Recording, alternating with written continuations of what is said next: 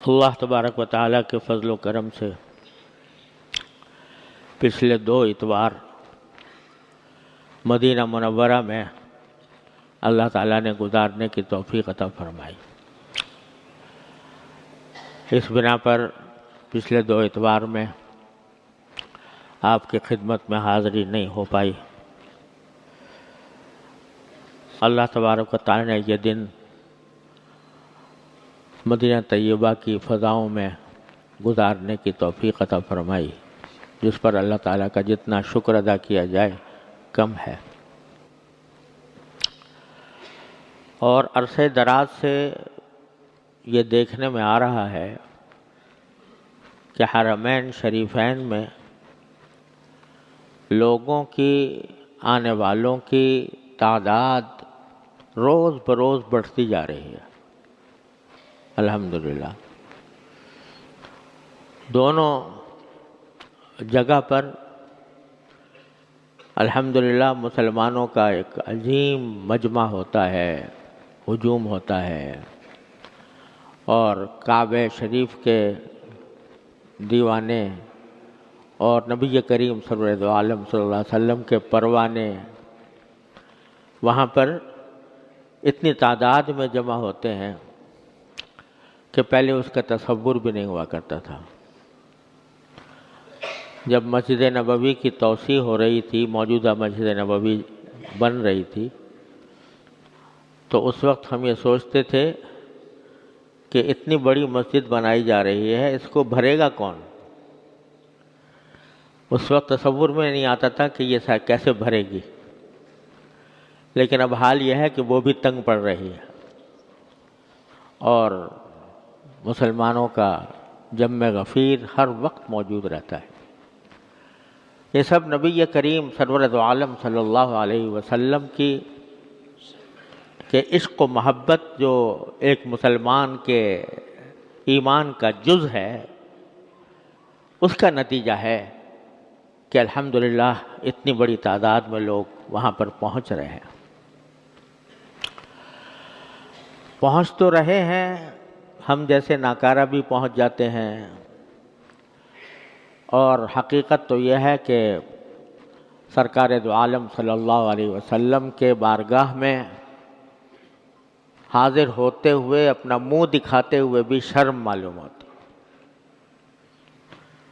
کہ اس سید الاولین والآخرین صلی اللہ علیہ وسلم کی بارگاہ میں ہم کس منہ سے جائیں؟ ہمارے اعمال، ہمارے اخلاق، ہمارے کام جو سنت کے مطابق ہونے چاہیے تھے، اس میں کوتاہیاں ہی کوتاہیاں ہیں، تو سرکار دو عالم صلی اللہ علیہ وسلم کو کیا منہ دکھائیں؟ سبق ہر مرتبہ یہ ملتا ہے، اللہ تعالیٰ اس پر عمل کی بھی توفیق عطا فرمائے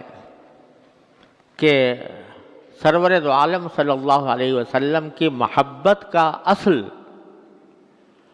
تقاضا اور اس کا اصل مظہر اتباع سنت ہے۔ جو جتنا نبی کریم صلی اللہ علیہ وسلم کی سنت کے قریب ہوگا، اتنا ہی اس کو نبی کریم صلی اللہ علیہ وسلم سے اور اللہ تبارک و تعالیٰ سے قرب حاصل ہوگا، اور جتنا دور ہوگا تو اتنا ہی اس کو حضور اقدس صلی اللہ علیہ وسلم سے اور اللہ تبارک و تعالیٰ سے دوری ہوگی۔ اور اتباع سنت زندگی کے ہر شعبے میں، صرف ظاہر میں بھی، باطن میں بھی، عبادات میں بھی، معاملات میں بھی، معاشرت میں بھی، اخلاق میں بھی، ہر چیز میں نبی کریم سرور دو عالم صلی اللہ علیہ وسلم کی سنت کا اتباع، یہ ہے اصل چیز۔ ورنہ جہاں تک رسول کریم صلی اللہ علیہ وسلم کی زیارت کا تعلق ہے، اللہ بچائے کافروں نے بھی زیارت کی تھی، منافقین نے بھی کی تھی، لیکن ان کو وہ زیارت کرنے کے باوجود وہ رسول کریم صلی اللہ علیہ وسلم کی تعلیمات پر عمل کرنے سے بے بہرہ رہے، تو باوجود زیارت کے جسمانی قرب کے باوجود وہ محروم رہے سرکار دو عالم صلی اللہ علیہ وسلم کے فیوز سے، آپ کی برکات سے، آپ کی زیارت کی برکات سے، اور جو ایمان لائے اور جنہوں نے محبت اور عشق کے ساتھ سرکار دو عالم صلی اللہ علیہ وسلم کے احکام کی تعمیل کی، وہ ایسے لوگ بن گئے کہ انبیاء کرام کے بعد اس روئے زمین پر ان سے زیادہ مقدس ہستیاں کوئی اور پیدا نہیں، رضی اللہ تعالی عنہم اجمعین۔ تو اس لیے اصل چیز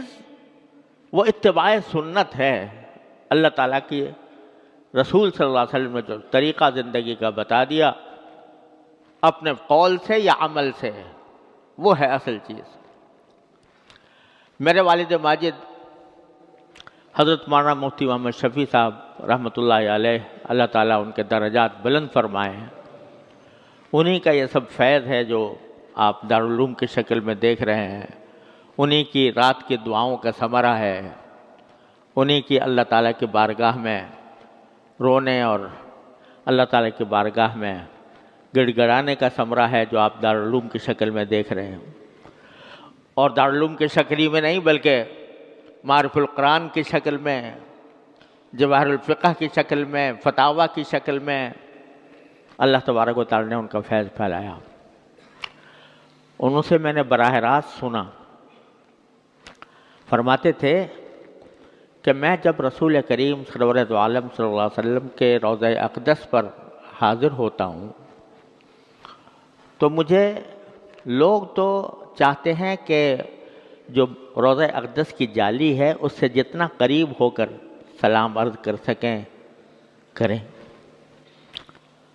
لیکن مجھے ہمت نہیں پڑتی، روضہ اقدس کے جالیوں کے قریب جانے کی ہمت نہیں پڑتی۔ اس واسطے میں پیچھے کھڑا ہو کر، ایک ستون ہے وہاں پر، میں نے ہمیشہ حضرت والد صاحب رحمۃ اللہ کو دیکھا کہ اس ستون کے پیچھے کھڑے ہو کر سلام عرض کرتے تھے، لوگ آگے ہوتے تھے اور وہ پیچھے کھڑے ہو کر سلام عرض کرتے تھے۔ تو فرمایا کہ ایک دن مجھے خیال آیا کہ تم کتنے محروم ہو کہ لوگ تو رسول کریم صلی اللہ علیہ وسلم کے اتنے قریب چلے جاتے ہیں، جالیوں تک چلے جاتے ہیں، اور تمہیں ہمت ہی نہیں پڑتی آگے بڑھنے کی، رسول کریم صلی اللہ علیہ وسلم کا اتنا قرب جو ممکن ہے وہ بھی حاصل نہیں ہو پاتا۔ یہ خیال آ رہا تھا دل میں، تو ایک آواز محسوس ہوئی، ایک آواز محسوس ہوئی کہ جیسے کوئی فرما رہے ہیں سرکار دو عالم صلی اللہ علیہ وسلم کہ جو شخص ہماری سنتوں پر عمل کرتا ہے وہ ہم سے قریب ہے چاہے ہزاروں میل دور ہو،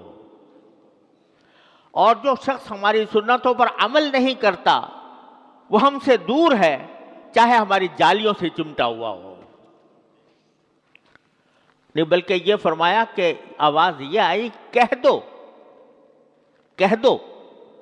کہ جو ہماری سنت پر عمل کرتا ہے وہ ہم سے قریب ہے چاہے ہزاروں میل دور بیٹھا ہو، اور جو سنت پر عمل نہیں کرتا وہ ہم سے دور ہے چاہے ہماری جالیوں سے چمٹا ہوا ہو۔ چونکہ یہ فرمایا گیا تھا کہ کہہ دو، تو اس کا مطلب یہ تھا کہ آپ نے حکم دیا ہے کہ لوگوں تک یہ بات پہنچائی جائے۔ تو حضرت والد ماجد رحمۃ اللہ علیہ جلسوں میں، بیانات میں اس کو بیان کرتے تھے، لیکن اپنا نام نہیں لیتے تھے، کہتے تھے کہ ایک زائر کو روضہ اقدس پہنچنے کے بعد یہ آواز محسوس ہوئی کہ یہ کہا جا رہا ہے، تو یہ پیغام پہنچایا نبی کریم صلی اللہ علیہ وسلم کی طرف سے، اور حقیقت میں یہ پیغام، یہ تو ایک کہہ لو، اس کو کشف کہہ لو یا اس کو غیبی آواز کہہ لو یا کبھی دل میں القاء کہہ لو، جو بھی صورت ہو، لیکن خود رسول کریم سرور دو عالم صلی اللہ علیہ وسلم سے براہ راست سند صحیح، سند متصل کے ساتھ یہ بات ثابت ہے۔ جب رسول کریم سرور دو عالم صلی اللہ علیہ وسلم نے حضرت معاذ ابن جبل رضی اللہ تعالیٰ عنہ کو یمن بھیجا، اور حضرت معاذ ابن جبل رضی اللہ تعالیٰ عنہ بڑے لاڈلے صحابی تھے رسول کریم صلی اللہ علیہ وسلم کے، لاڈلے جن کو کہا جائے، اور ان لوگوں میں سے ہیں کہ جن سے رسول کریم صلی اللہ علیہ وسلم نے براہ راست یہ فرمایا انی احبک یا معاذ، کہ یا معاذ میں تم سے محبت کرتا ہوں، اور یہ فرمایا چونکہ انی احبک یا معاذ فقل اللہم اعنی علی ذکرک و شکرک و حسن عبادتک، میں تم سے محبت کرتا ہوں تو اس لیے تمہیں کہہ رہا ہوں کہ ہر نماز کے بعد یہ دعا مانگا کرو کہ اللہم اعنی علی ذکرک و شکرک و حسن عبادتک۔ اور بڑے عجیب واقعات ہیں حضرت معاذ رضی اللہ تعالیٰ عنہ کے نبی کریم صلی اللہ علیہ وسلم کے ساتھ تعلق اور محبت کے جانبین سے، تو بڑے لاڈلے صحابی ہیں، لیکن دین کے لیے ضرورت تھی کہ ان کو یمن بھیجا جائے۔ یمن میں حاکم بنا کر بھی بھیجنا تھا، وہاں جا کر وہ حاکم بھی بنتے، قاضی بھی بننا تھا، اور وہاں کا انتظام بھی سنبھالنا تھا، کیونکہ وہ علاقہ مسلمان ہو چکا تھا بڑا حصہ، اور وہاں پر کسی حاکم کی ضرورت تھی۔ اور اسی موقع پر رسول کریم صلی اللہ علیہ وسلم نے فرمایا تھا کہ اے معاذ میں تمہیں یمن بھیج رہا ہوں، بتاؤ کہ تم لوگوں کے درمیان فیصلے کیسے کرو گے؟ تو انہوں نے عرض کیا کہ یا رسول اللہ، اللہ کی کتاب کے مطابق، قرآن کریم کے مطابق فیصلے کروں گا۔ کہا اگر قرآن میں نہ ہو وہ بات تو کیا کرو گے؟ تو فرمایا آپ کی سنت کے مطابق، بسنت رسول اللہ صلی اللہ علیہ وسلم۔ حضور نے پوچھا اگر اس میں بھی نہ ہو، کوئی مسئلہ ایسا پیش آ جائے جو قرآن میں بھی مذکور نہیں اور میری سنت میں بھی موجود نہیں، تمہارے علم میں نہیں، پھر کیا کرو گے؟ تو انہوں نے فرمایا اجتہد رأیی یا برأیی، کہ اپنی رائے سے اجتہاد کروں گا، یعنی کوشش کروں گا، قرآن و سنت کے اصولوں کی روشنی میں کوشش کروں گا کہ مسئلہ نکالوں اور پھر اس کے مطابق فیصلہ کروں۔ وہیں سے یہ اجتہاد کا لفظ چلا ہے حضرت معاذ سے رضی اللہ تعالیٰ عنہ، جس کو آج پتہ نہیں لوگ کیا کیا معنی اس کو پہناتے ہیں اجتہاد کو، اور عجیب عجیب تصورات لوگوں نے گھر رکھے ہیں۔ اصل اس کی یہ ہے کہ حضرت جہاں قرآن میں کوئی حکم نہیں، جہاں حدیث میں کوئی حکم نہیں، تو اس وقت قرآن و حدیث کے جو اصول ہیں ان کی روشنی میں کوئی مسئلہ مستنبط کرنا، یہ ہے اجتہاد۔ تو حضرت معاذ سے آپ نے جاتے جاتے یہ ایک بہت بڑا اصول جو ہے حضرت معاذ ابن جبل رضی اللہ تعالیٰ عنہ کے ذریعے امت تک پہنچا۔ تو جب یمن بھیجا اور روانہ ہونے لگے حضرت معاذ ابن جبل، تو ان کو سواری پر بٹھایا اور سرکار دو عالم صلی اللہ علیہ وسلم لگام لے کر ساتھ ساتھ چلے۔ حضرت معاذ گھوڑے پر یا اونٹ پر، مجھے اب یاد نہیں گھوڑا تھا یا اونٹ تھا، اس کے اوپر سوار ہیں حضرت معاذ ابن جبل جانے کے لیے، اور رسول کریم صلی اللہ علیہ وسلم ان کو پہنچانے کے لیے اونٹ کی مہار یا گھوڑے کی لگام ہاتھ میں لے کر ان کو پہنچانے کے لیے جا رہے ہیں۔ سارا مدینہ منورہ سے باہر نکل گئے یمن کی طرف، اور جب اب حضرت معاذ رضی اللہ تعالیٰ عنہ حضور اقدس صلی اللہ علیہ وسلم کے عاشق اور رسول کریم صلی اللہ علیہ وسلم وہ جنہوں نے صاف صاف کہہ دیا انی احبک یا معاذ، تو کیا کیفیت ہوگی جدا کرتے ہوئے۔ اب یمن وہاں سے بہت بڑا فاصلہ تھا، یہ نہیں ہے کہ آدمی 1 گھنٹے میں ہوائی جہاز میں سوار ہوا اور وہاں پہنچ گیا، گھوڑوں اور اونٹوں سے سفر ہوتا تھا۔ تو حضرت معاذ کے دل پر بھی اثر تھا کہ میں رسول اللہ صلی اللہ علیہ وسلم سے دور جا رہا ہوں، سرکار دو عالم صلی اللہ علیہ وسلم کے قلب مبارک پر بھی اثر تھا کہ یہ مجھ سے دور جا رہے ہیں۔ تو کچھ دیر ساتھ چلے سرکار دو عالم صلی اللہ علیہ وسلم حضرت معاذ کے ساتھ چلے، اس کے بعد ایک جملہ فرمایا کہ اے معاذ شاید آج کے بعد تم مجھ سے مل نہ سکو اور میری قبر پر آؤ، آج کے بعد تم مجھ سے مل نہ سکو اور میری قبر پر آؤ، یہ جملہ فرمایا حضرت معاذ رضی اللہ عنہ۔ حضرت معاذ رضی اللہ تعالیٰ عنہ جو اب تک ضبط کیے بیٹھے تھے رسول کریم صلی اللہ علیہ وسلم سے جدائی کو، جب یہ جملہ سنا کہ اب اس جلوے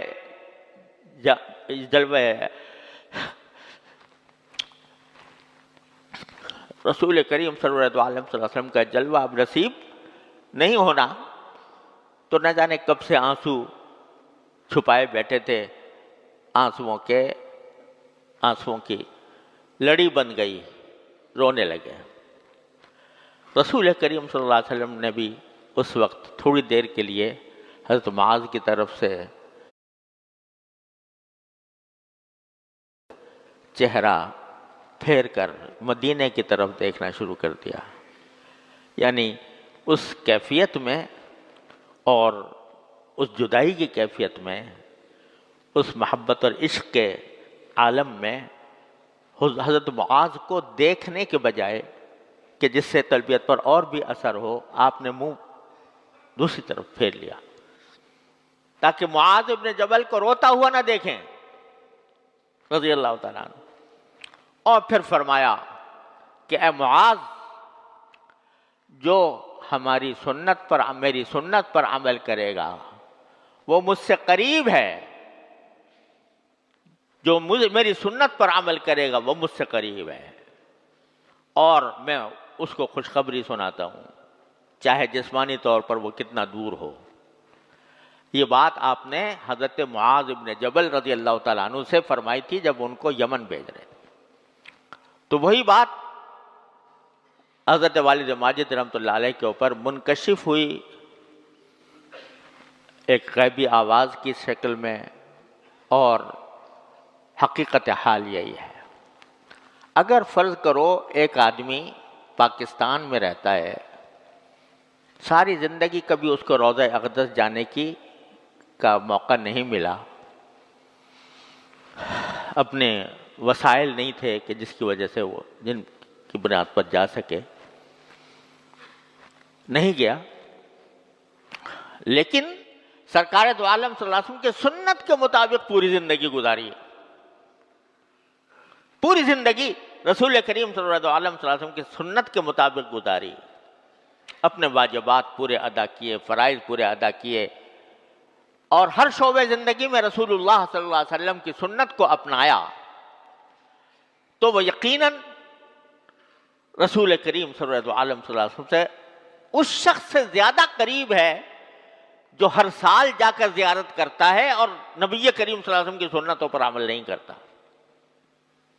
اس سے زیادہ قریب ہے۔ آپ نے کیا فرمایا؟ انا وامرأۃ صفاء الخدین کہاتین یوم القیامہ، کہ میں اور ایسی عورت جس کے رخسار مرجھائے ہوئے ہوں فقر کی وجہ سے، فقر و فاقے کی وجہ سے، جس کے رخسار مرجھائے ہوئے ہوں، وہ قیامت کے دن میرے ساتھ اس طرح ہوں گی جیسے یہ 2 انگلیاں۔ اور یہ فرمایا انا وکافل الیتیم کہاتین یوم القیامہ، میں اور کسی یتیم کی کفالت کرنے والا وہ میرے سے اتنا قریب ہوگا جتنا کہ یہ 2 انگلیاں آپس میں ایک دوسرے سے قریب ہیں۔ تو رسول کریم صلی اللہ علیہ وسلم کے قرب کا دار و مدار در حقیقت آپ کی سنتوں کی اتباع میں ہے۔ اللہ تبارک و تعالیٰ اس کی توفیق عطا فرمائے ہمیں۔ تو ایک وقت تھا جب صحابہ کرام تھے رضی اللہ تعالیٰ عنہ اجمعین، نہ پکی مسجد تھی، نہ کوئی رنگ روغن تھا، ایک چھپر سا پڑا ہوا تھا، گھر بھی چھپر جیسے تھے۔ اس وقت صحابہ کرام اس مسجد میں نماز پڑھتے تھے، اور ایک آج ہے کہ زرق برق عمارتیں ہیں، تو اس زرق برق عمارتوں میں بھی نماز پڑھنے والے موجود ہیں، لیکن ان نمازیوں کے سجدے کچھ اور تھے اور آج نمازیوں کے سجدے کچھ اور ہیں۔ وہ اتباع سنت میں ڈھلے ہوئے تھے، سرکار دو عالم صلی اللہ علیہ وسلم کی سنت میں ڈھلے ہوئے تھے۔ اس وجہ سے وہ چھپر والی مسجد جس کے اندر رسول کریم صلی اللہ علیہ وسلم سجدے میں جاتے تو بارش کی پانی کے کیچڑ آپ کے پیشانی مبارک پر لگ جاتی تھی، وہ اس میں جو نور تھا، اس میں جو برکت تھی، اس میں جو اللہ تعالیٰ کے ساتھ قرب تھا اور نبی کریم صلی اللہ علیہ وسلم کے ساتھ قرب تھا، وہ آج ان شاندار عمارتوں کے اندر موجود نہیں ہے۔ اقبال مرحوم نے کہا کہ میں ناخوش و بیزار ہوں مرمر کی سلوں سے، میں ناخوش و بیزار ہوں مرمر کی سلوں سے، میرے لیے مٹی کا حرم اور بنا دو۔ تو جب مٹی کا حرم ہوتا تھا اس وقت میں اس کے انوار و برکات کی کیا شان تھی، اور آج مرمر کی سلیں ہیں تو وہ بھی نہیں۔ بہرحال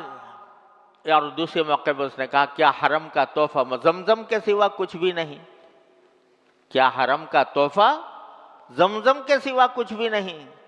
یعنی وہاں کا تحفہ تو اصل ہونا چاہیے تھا کیا؟ اتباع سنت رسول کریم صلی اللہ علیہ وسلم۔ تو بھائی اللہ تبارک و تعالیٰ اپنے فضل و کرم سے اس حقیقت کو ہمارے دلوں میں بٹھا دے اور اتباع سنت کی توفیق عطا فرمائے۔ اتباع سنت کیا ہے؟ زندگی کو رسول کریم سرور دو عالم صلی اللہ علیہ وسلم کے احکام اور تعلیمات میں ڈھال دینا۔ صرف یہ نہیں ہے، صرف یہ نہیں ہے کہ بھئی ہم نے داڑھی رکھ لی اور کرتا پہن لیا اور ٹخنوں سے اونچا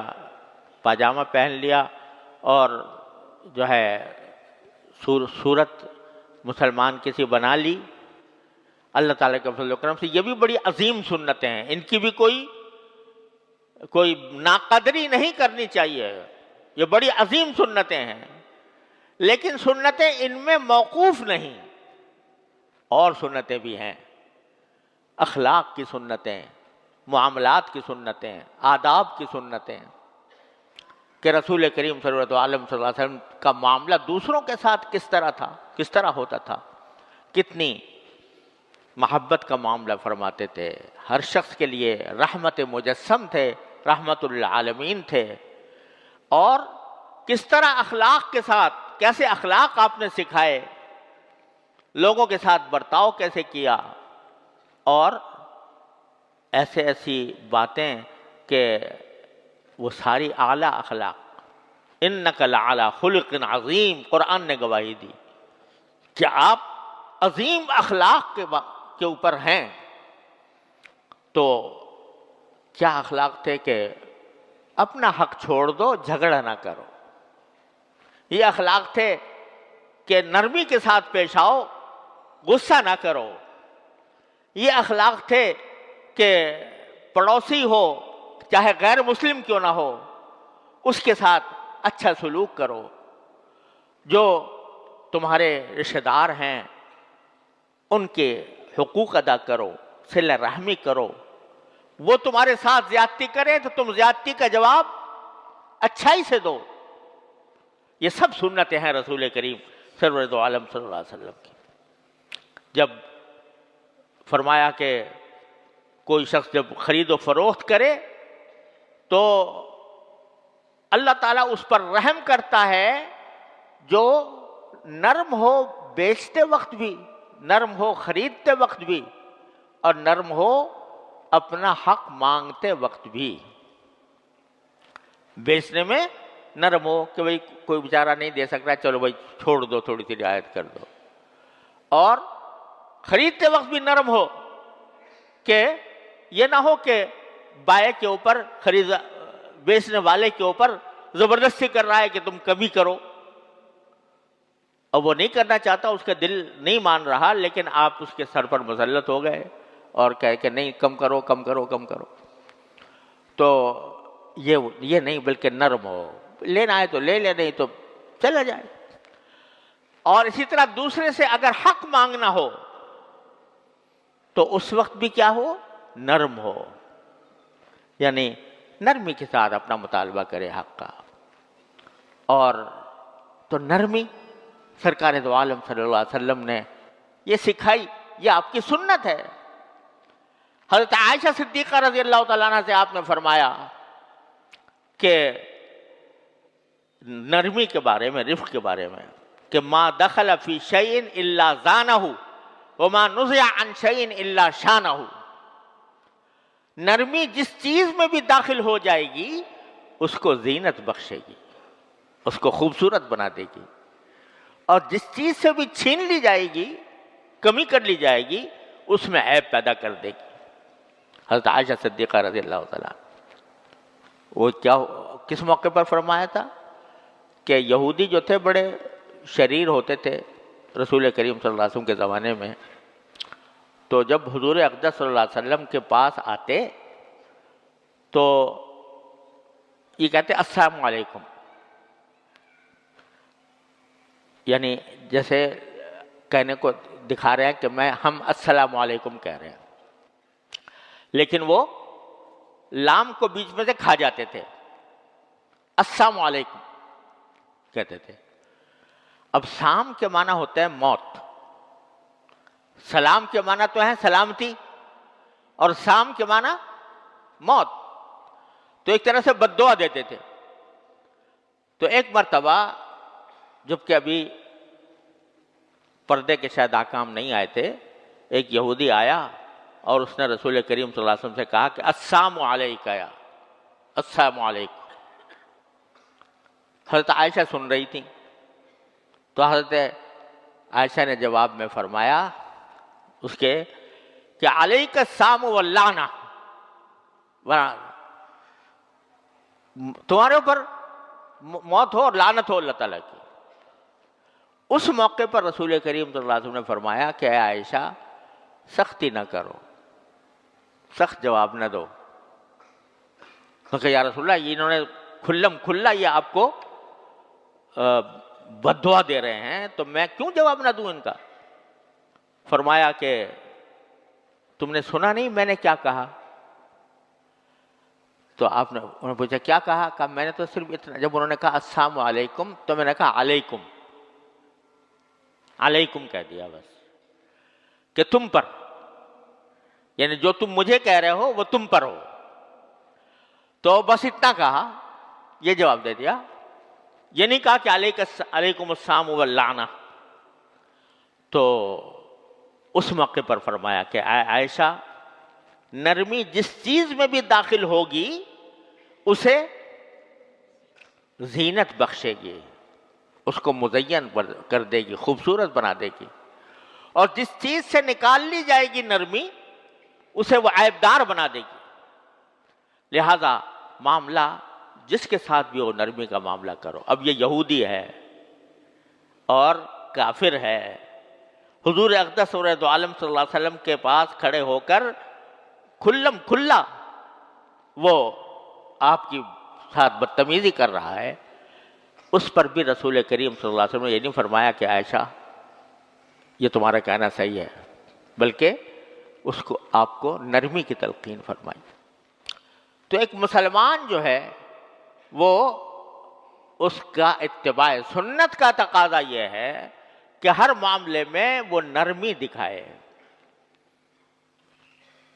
رحماء بینہم اشداء علی الکفار رحماء بینہم. صحابہ کرام کی تعریف میں اللہ تعالیٰ نے فرمایا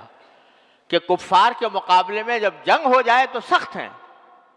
لیکن آپس میں رحماء بینہم، ایک دوسرے کے ساتھ رحم کا برتاؤ کرنے والے ہیں. دوسرا صلہ دوسرا زیادتی کر رہا ہے وہ اس کے ساتھ ہے، لیکن میرا فرض یہ ہے کہ میں سنت کی اتباع میں اس کے ساتھ نرمی کا برتاؤ کروں اور اس کے ساتھ صلہ رحمی کروں۔ یہ ہے اتباع سنت۔ آج کل ہم نے اتباع سنت چند چیزوں کے اندر محدود کر لیا ہے، تو خوب سمجھ لو کہ یہ ساری چیزیں اس میں داخل ہیں۔ اللہ تعالیٰ کے فضل و کرم سے یہاں پر جو حضرات آتے ہیں ان میں سے اکثر ایسے ہی ہیں جو الحمدللہ ظاہری طور پر نماز روزہ بھی کرتے ہیں اور اپنے ظاہر کے اعتبار سے بھی متبع سنت ہوتے ہیں، لیکن جو معاملات کے اندر، معاشرت کے اندر،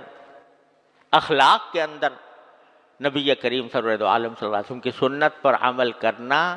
یہ بہت کم لوگوں میں ہوتا ہے، بہت کم لوگوں میں ہوتا ہے۔ اللہ تبارک و تعالیٰ جس کو اہتمام عطا فرماتے ہیں اس بات کا کہ مجھے زندگی کے ہر شعبے میں نبی کریم سرور عالم صلی اللہ علیہ وسلم کی اتباع کرنی ہے، انہی کو پھر یہ معاملہ عطا ہوتا ہے۔ گالی کا جواب کبھی گالی سے نہیں دیتے، تانے کا جواب تانے سے نہیں دیتے، سختی کا جواب سختی سے نہیں دیتے، نرمی کا معاملہ کرتے ہیں۔ یہ وہ لوگ ہیں کہ جو نبی کریم سرور عالم صلی اللہ علیہ وسلم کے متبع ہیں۔ آپ کو دیکھو کہ مکی زندگی میں کتنا آپ کو ستایا گیا، کتنی آپ کو تکلیفیں پہنچائی گئیں، آپ کے سر کی قیمت 100 اونٹ مقرر کر دی گئی، اور آپ کے صحابہ کرام پر کتنے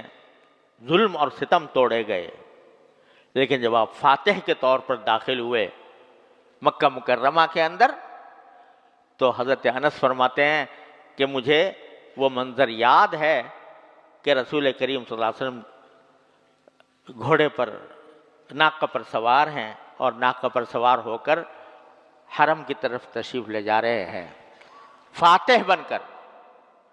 کوئی اور ہوتا تو سینہ تنا ہوا ہوتا، گردن اکڑی ہوئی ہوتی، لیکن سرکار دو عالم صلی اللہ علیہ وسلم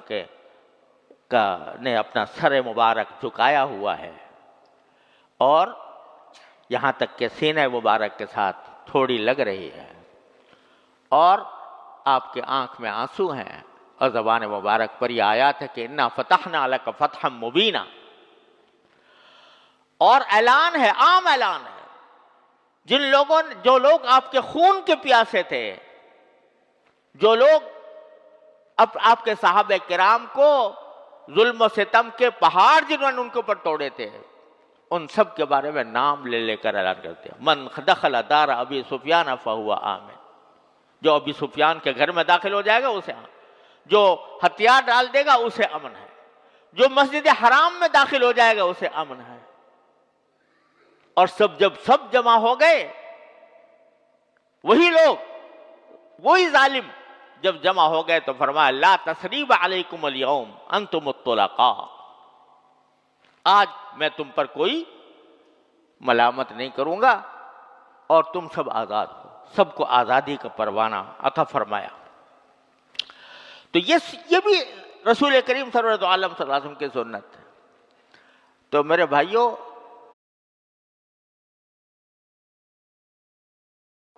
اور بہنوں، اپنے طرز زندگی کے اندر، اپنے معاملات کے اندر، دوسروں کے ساتھ برتاؤ کے معاملے میں نبی کریم صلی اللہ علیہ وسلم کی سنتوں کو اپنانے کی ضرورت ہے۔ نرمی ہو، حلم ہو، بردباری ہو، تکبر نہ ہو، تواضع ہو، دوسروں کا اکرام ہو، اور دوسروں کے ساتھ، خلق خدا کے ساتھ محبت ہو۔ سب سے پہلی حدیث جو محدثین پڑھاتے تھے وہ یہ حدیث تھی کہ الراحمون یرحمہم الرحمن تبارک و تعالی، جو دوسروں پر رحم کرتے ہیں رحمان ان پر رحم کرتا ہے۔ ارحموا من فی الارض یرحمکم من فی السماء، تم زمین والوں پر رحم کرو، آسمان والا تم پر رحم کرے گا۔ یہ جو جنگ اور جہاد ہوا ہے جہاد رسول کریم صلی اللہ علیہ وسلم کے زمانے میں وہ ایک فقہاء کرام کہتے ہیں جہاد حسن لعینہ ہی نہیں ہے، حسن لغیرہ ہی ہے، یعنی اپنی ذات میں لڑائی جھگڑا کوئی اچھی بات نہیں ہے، لیکن ضرورت کی وجہ سے اس کو اختیار کیا جاتا ہے۔ اسی لیے فرمایا کہ لا تتمنوا لقاء العدو، تم دشمن کے مقابلے کی تمنا نہ کرو، بلکہ وصلوا اللہ العافیہ، اللہ تعالیٰ سے عافیت مانگو۔ لیکن اگر مقابلہ ہو جائے فاثبتوا، پھر ثابت قدمی کا مظاہرہ کرو اور شجاعت کا مظاہرہ کرو۔ تو یہ وہ بھی در حقیقت ایک رحمت، یہ اس لیے رحمت ہے جیسے کہ کوئی ڈاکٹر جو ہے کوئی عضو اگر انسان کا گل سڑ جاتا ہے تو اس کا آپریشن کر کے اس کو نکالتا ہے، بظاہر تو وہ ظلم نظر آ رہا ہے کہ اس کو چیر پھاڑ کر رہا ہے، لیکن حقیقت میں وہ رحم ہے۔ اسی طرح جہاد کے اندر اگر آپ نے کبھی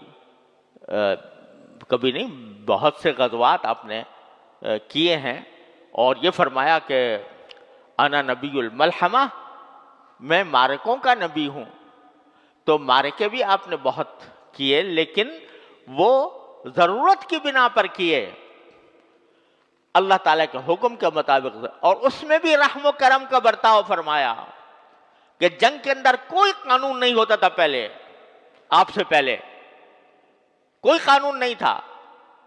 بچے آ گئے تو بچوں کو مار دیا، عورتیں آ گئی تو عورتوں کو مار دیا، لیکن رسول کریم صلی اللہ علیہ وسلم نے جب بھی کوئی جنگ اور جہاد کا موقع آتا تو آپ یہ تلقین فرماتے کہ بھائی بوڑھے آدمی کو نہیں مارنا، عورت کے اوپر ہاتھ نہ اٹھانا، بچوں کو قتل نہ کرنا،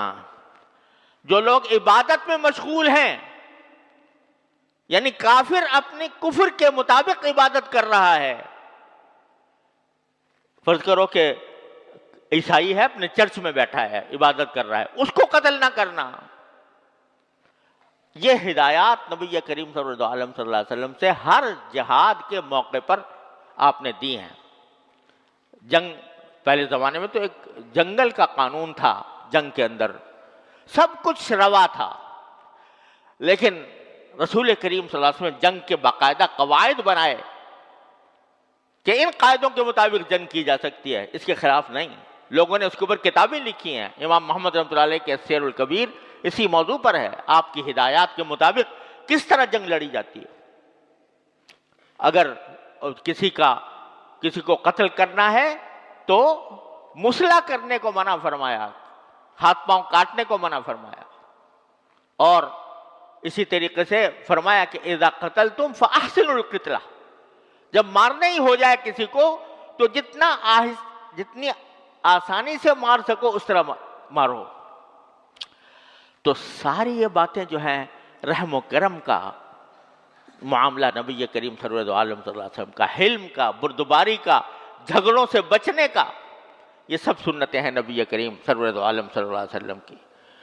تو ان کو سب کو اپنانے کی ضرورت ہے، وہ اپنائیں گے تو انشاءاللہ جتنا اپنائیں گے اتنا رسول کریم صلی اللہ علیہ وسلم کے ساتھ قرب حاصل ہوگا، اور آپ کے قرب کا مطلب ہے اللہ تعالیٰ کا قرب۔ اللہ